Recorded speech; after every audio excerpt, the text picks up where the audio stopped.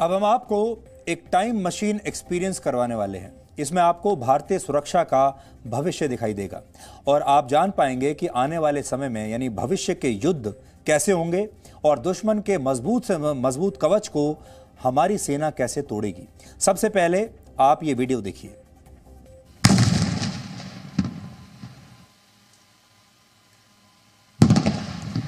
And now, ladies and gentlemen, please take your attention back to the screen.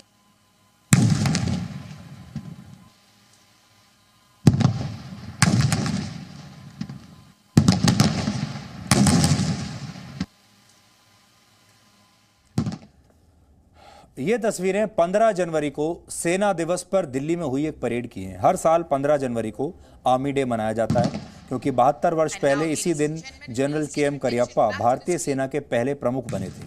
सेना दिवस पर हर साल भारत की शक्ति के दर्शन होते हैं और इस दौरान आसमान पर 75 ड्रोन्स का एक झुंड दिखाई दिया और उसका परिचय स्वॉर्म ड्रोन्स के नाम से दिया गया।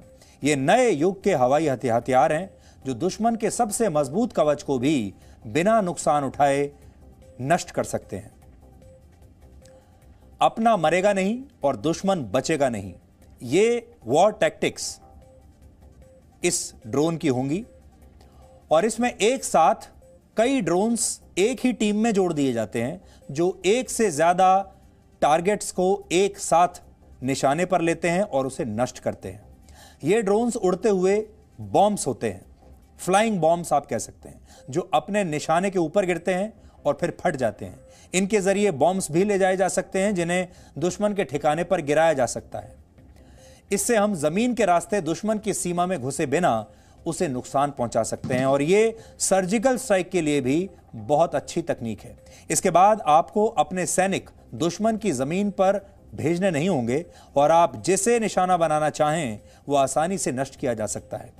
ये ड्रोन दुश्मन की सीमा के कितने अंदर तक जा सकते हैं, ये सवाल आपके मन में भी होगा, पर सुरक्षा कारणों से हम ये सारी जानकारियां आज आपके साथ शेयर नहीं कर रहे हैं क्योंकि जैसा हमने आपको बताया कि जब भी हम आपको कोई समाचार सुनाते हैं, दिखाते हैं, तो हम गाइडलाइंस को फॉलो करते हैं और कुछ गाइडलाइंस ऐसी होती हैं जो कभी भी हम भारत की सुरक्षा के साथ खिलवाड़ नहीं करते और हमेशा इन चीज़ों का ध्यान रखते हैं।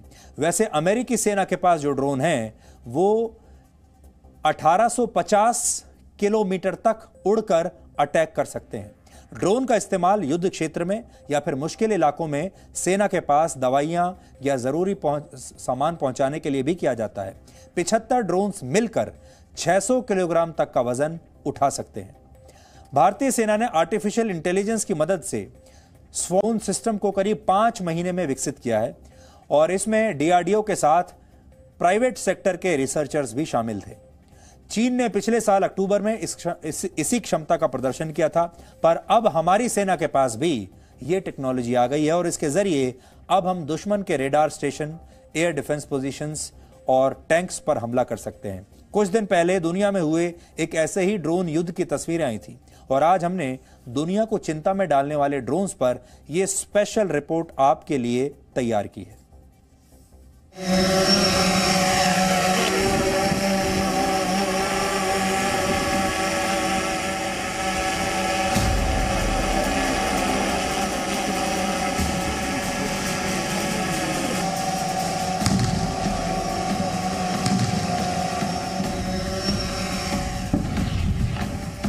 दुनिया का अगला युद्ध दो देशों के सैनिक नहीं बल्कि मशीनें लड़ेंगी।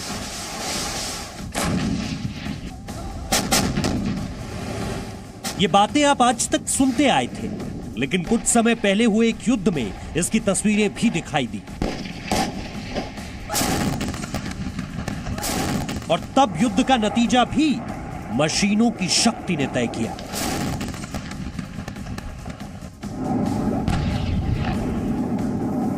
आर्मीनिया और अजरबैजान के बीच का युद्ध आधुनिक युग में ऐसा पहला मौका था जब लड़ाकू ड्रोन की ताकत से पूरे युद्ध का फैसला हुआ। लड़ाकू ड्रोन न सिर्फ दुश्मनों पर नजर रखता है बल्कि उनका पता लगाने के बाद उन पर मिसाइल और बम भी लॉन्च कर देता है। दोनों देशों ने इस युद्ध में ड्रोन्स, लड़ाकू विमान, टैंक्स और तोपखाने का इस्तेमाल किया।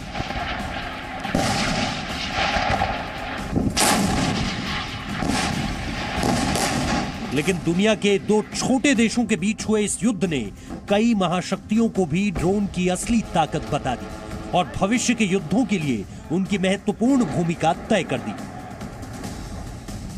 अर्मीनिया और अजरबैजान के ड्रोन का सबसे बड़ा निशाना बने टैंक्स और तोपखाने।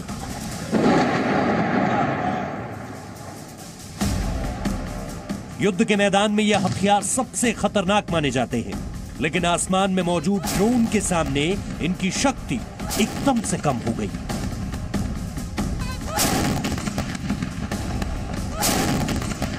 ऊंचाई पर मौजूद ड्रोन कई किलोमीटर दूर तक देख सकते हैं और एक छोटे ड्रोन पर लगी मिसाइल भी किसी मजबूत टैंक को खत्म करने के लिए काफी है।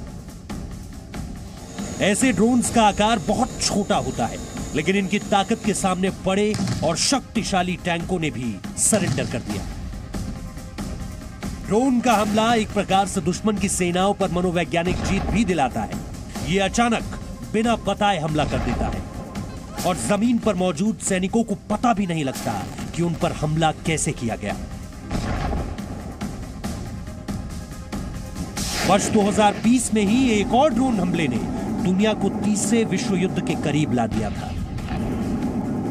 तब अमेरिका ने ड्रोन हमला करके ईरान के एक शक्तिशाली मेजर जनरल कासिम सुलेमानी की हत्या कर दी।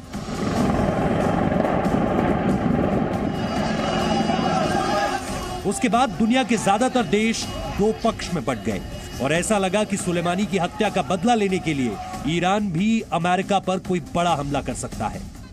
आधुनिक युग में किसी छोटे से ड्रोन में भी बहुत ज्यादा शक्ति होती है और भविष्य में संभव है कि कोई देश ऐसे किसी ड्रोन से ही हमला करके तीसरे विश्व युद्ध की औपचारिक शुरुआत कर दे। अभी ड्रोन हमलों को युद्ध का सबसे घातक तरीका माना जाता है, क्योंकि दुनिया के ज्यादातर देशों को इस तरह के युद्ध का अनुभव ही नहीं। ब्यूरो रिपोर्ट, जी मीडिया।